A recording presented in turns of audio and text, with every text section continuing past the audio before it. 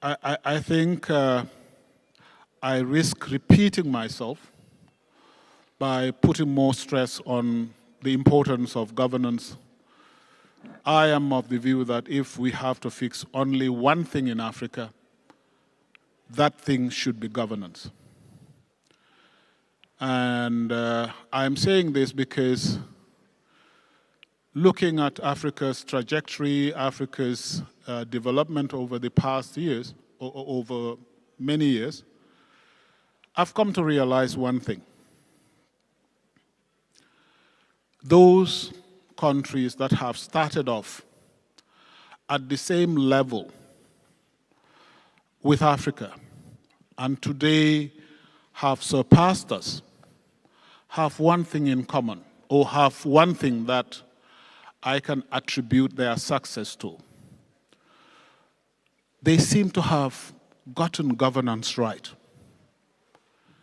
They seem to have understood what accountability is all about, what discipline is all about, and what results are all about.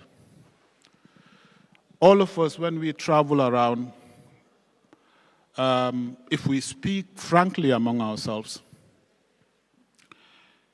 we come back to express our impressions about the discipline of certain people, the discipline that certain regions have, and the sense of responsibility that certain regions enjoy. We don't come and say, oh, they had petrol, they had diamonds, this is why they're here. We say they have achieved the results they have achieved because they are committed, they have discipline, and they focus on results.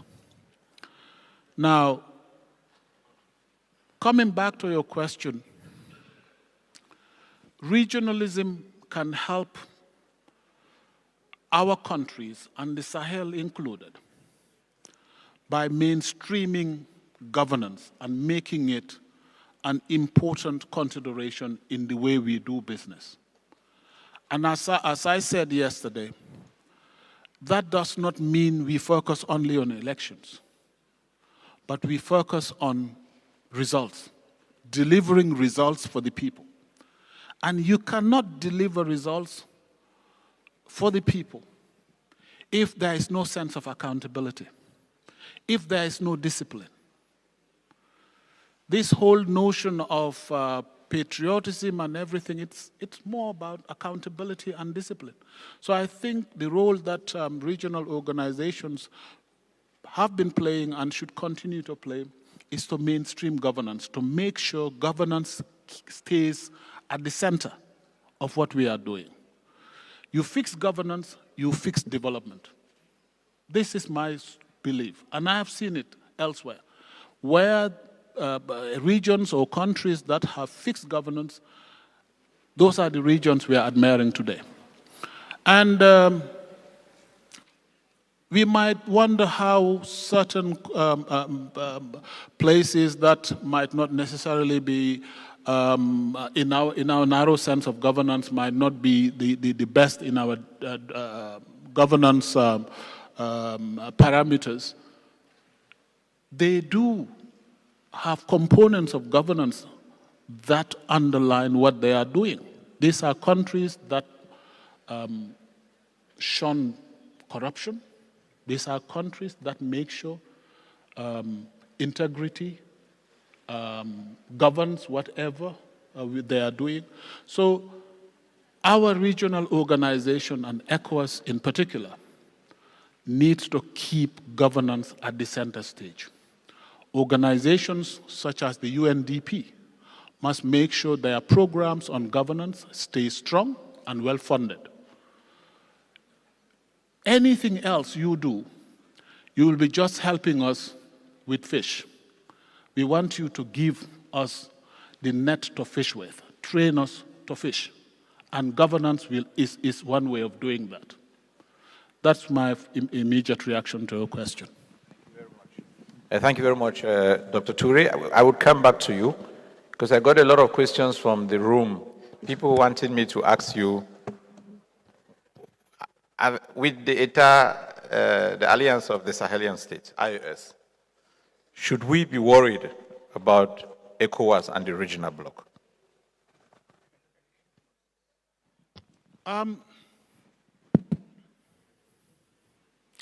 I think one thing we need to understand is that ECOWAS is a reality that we are all living today. It suffices to go outside West Africa to understand the difficulty of traveling within Africa. An entrepreneur such as Dangote has recently lamented the fact that he requires about 30 visas to travel within Africa. And my response to him, my response to him was, well, thank God, no West African countries is among those countries that would impose visa requirements on you. Now, the visa-free movement did not fall from the sky. It was a deliberate policy, a deliberate instrument put in place by ECOWAS. ECOWAS is, until recently, the only region where with an ID card or a simple passport you can move freely from Lagos all the way to Dakar. You don't have this in many African regions. ECOWAS hasn't stopped there. ECOWAS is a trading bloc. This is a region where our local produce, or produce that satisfy the market, the rules of origins, can trade freely in a market of 400 million people. Beyond this, ECOWAS is looking at infrastructure that seeks to connect the people from Lagos to Abidjan through the Lagos-Abidjan highway, and from Abidjan to Praia through Banjul here. Just last month, I think we had a team here that came to explore the possibility, the possibility of a bridge over the Banjul-Bara bridge, and a study is being commissioned. Now, in addition to that, you have electricity connectivity. We have the West African Power Pool, where, as we speak, 14 member states are now connected. And the whole idea is to enable these 14 member states to trade in electricity, to make it easy for a Gambian utility company to source electricity from the cheapest source within the region. Now, these are concrete examples that seek to advance or serve the interests of the ordinary person. Do we have challenges? Oh yes, we do have challenges. But which region of the world does not have challenges? What is happening in our region is more of a reflection of the global reality. And we need to be conscious of this. The world has never been at such a bad shape in many years. So what is happening in West Africa? It's more of a reflection of those global realities. Going forward, we certainly need introspection. Up to now, the challenge we have faced in the area of peace and security is fragmented approach to peace and security. We will all remember the Takuba, the Barkhane, the J5 Sahel, the MINUSMA, Accra Initiative, MNJTF, and all that. These are important initiatives, I must say. But their impact on the ground has been limited because they have been fragmented. The fragmentation causes problem of coordination, problem of ownership, and as a result, their impact remains limited. What we are proposing at ECOWAS is that we should have these various initiatives, important as they may be. They should not remain fragmented. They need to be coordinated at a center, and that center is our regional body. It doesn't mean all member states should be part of Accra Initiative or they should be part of the MNJTF.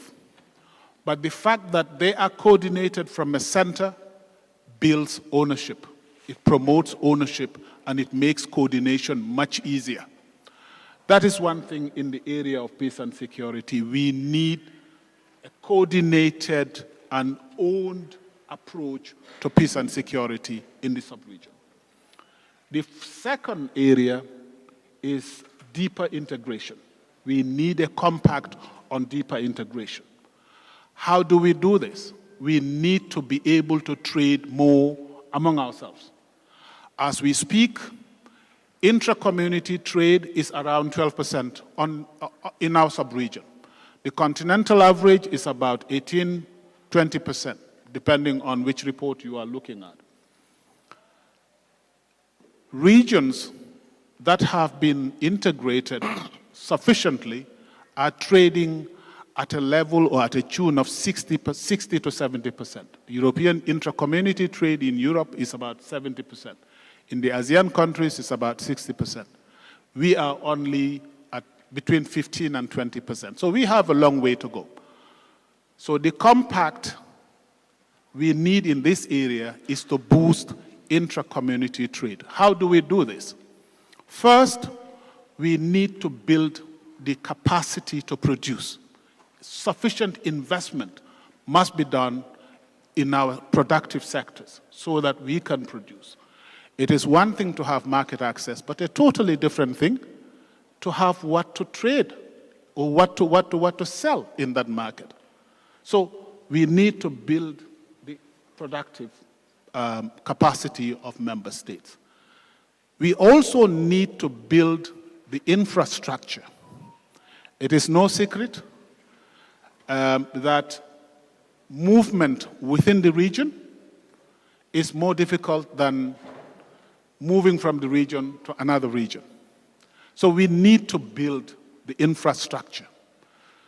This is why ECOWAS is putting a lot of stress and a lot of resources on these major corridors, Lagos, Abidjan, which the studies have been completed, and we understand the investment outlay required is about $15 billion, but with a good economic rate of return of 15%. So this is where we are with regard to this. So beyond this, we have the Abidjan Praia corridor, which covers this part of the region. We also need to build or address the energy deficit. Energy consumption in our region is perhaps the lowest.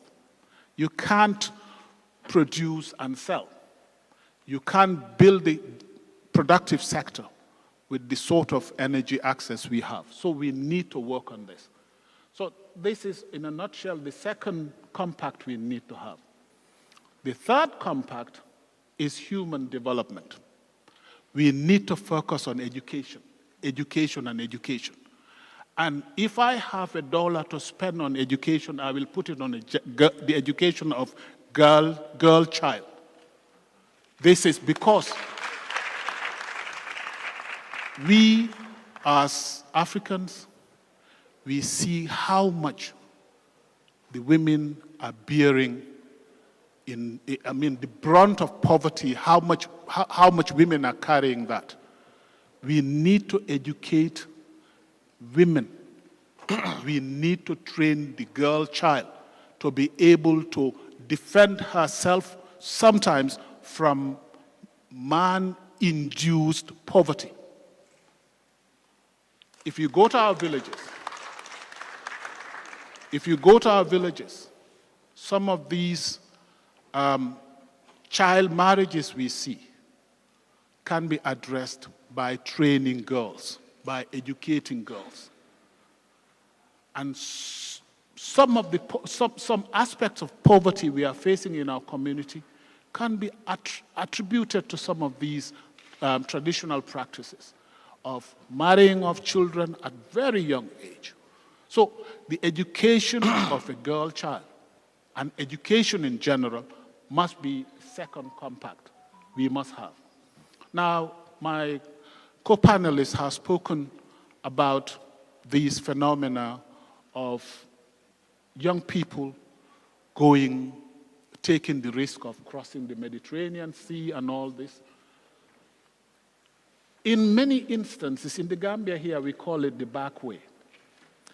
In many instances here, the lack of opportunity goes hand in hand with the lack of capacity. So we need our compact in the area of education should not only be to train people to speak Shakespearean English or French, I don't know, of Calvin or Voltaire, I don't know which one you call it. People should be able to employ themselves. They should have the capacity to generate employment for themselves sometimes. We have it here. Competent people are making more money than a state minister or a director general. Some competent, technically trained people. So we need to include this in the education compact. Okay. And the final compact is sustainable and equitable development. This means addressing climate crisis. You see, we hear conflict in some areas that pitch herders against farmers. Some of that is climate related. This is why adaptation is extremely important for our region. We need to fight for resources for adaptation, but we should be conscious of the problems of climate crisis that we find ourselves. So in response to what you say, to your question, we need these 4 compacts going forward. Compact on peace and security, compact on governance, compact on deeper regional integration, and of course, sustainable development. But let me just use one minute to re-echo what I said yesterday. I think it is time we understand there is nothing wrong with having 2 organizations in one region. The alliance of Sahelian states is not contradictory to ECOWAS. We have the Manu River Union within ECOWAS. We have the Senegal River Basin Organization within ECOWAS. We have the Gambia River Basin Organization within ECOWAS. What matters is to work together as a community. And this is the understanding we have reached with the IOS countries. I was in Mali in May to meet with the 3 countries at the foreign ministers level. And the conclusion of that meeting was endorsed by the Council of Ministers of ECOWAS, as well as with the heads of state, by the heads of state. And the conclusion is, until something is concluded, status quo remains in the sub-region. A Malian continues to enjoy the same rights they enjoyed when they were citizens of ECOWAS. A Gambian continues to enjoy the same rights in Mali. The same thing with trade. Gambian goods that are going from here to Mali should enjoy market access just like they have been enjoying. So there is no contradiction. And I think it is our strength lies not in having no problems, but in our capacity to surmount some of those difficulties. And going from here, it should be clear in our minds that yes, we are having some difficulties, but those difficulties, as we speak, are being resolved. Is the Sahel Governance Forum taking concrete steps beyond policy declarations to help Africa reduce its dependence on imported goods and services from other continents? In particular, what practical measures are being implemented to promote local production, regional industrialization, and to ensure that food remains accessible and affordable for all Africans? The second question, what is the current status of the ECOWAS Single Currency Initiative? There was significant discussion in the past about ECOWAS member states working together towards the launch of a common currency, including a date for printing and circulation. Has the project been delayed, suspended, or still in progress behind the scene? Thank you very much, Dami. What do we do to get off imported goods or imported items? I think as a believer in free market, I will not propose anything here that will get us off from imported items. But what I think we need to do is to be able to trade equally, because trade benefits all sides. We should be able to trade equally. Now, how do we assume food or assure our own food security? That is a different thing. But I think to boost our own production, we need to invest. Clever and wise investment is required. And in some cases, particularly in the area of agriculture, heavy investment is required.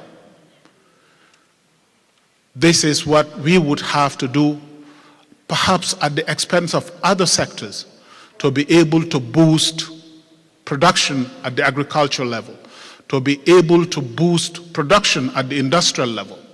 This would require a number of concurrent activities, because, you see, we are in a system that has locked us in a very unjust manner. We will have to have a dialogue or more dialogue at the World Trade Center level to make sure we produce and sell in a fair manner. We are in a system where you have market access. They will tell you have market access, but it's only for the primary produce. The moment you transform your produce, tariff escalation or tariffs kick in. So these need to be negotiated. But in response to that question, briefly, we need a proper investment and very wise investment in the productive sector, in agriculture and in value addition to be able to make a difference. I am not saying we will not have imported items. I think trade benefits everybody, but it should be a win-win arrangement. Regarding the single currency, the date that has been fixed, let me assure you, the single currency is very much on ECOWAS's table. As we speak, the leaders have taken the decision to launch the single currency in 2027. Now, as you know, single currency requires both the political will and certain economic fundamentals that need to be corrected. Some of those fundamentals sometimes lie beyond the control of the state.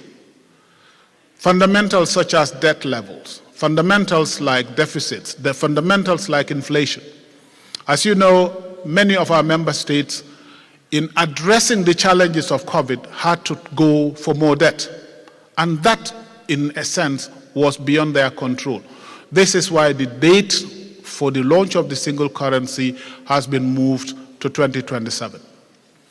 The last time the Convergence Council met, they confirmed this in Abuja, that the single currency will be launched in 2027.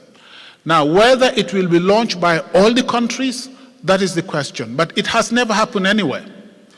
Those who remembered the launch of the euro would recall that it was launched in some countries, and those that were not ready were supported until the time they felt ready. So the same proposal is on the table now. Single currency will be launched perhaps virtually in 2027, because as you recall, The euro was launched in 1999 as a virtual currency or invisible currency, and in 2002, it was launched as a physical currency. So the process is there, and it is very much on the cards.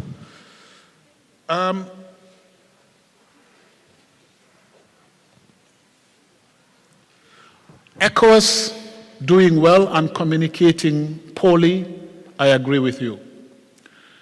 We have not been doing good communication.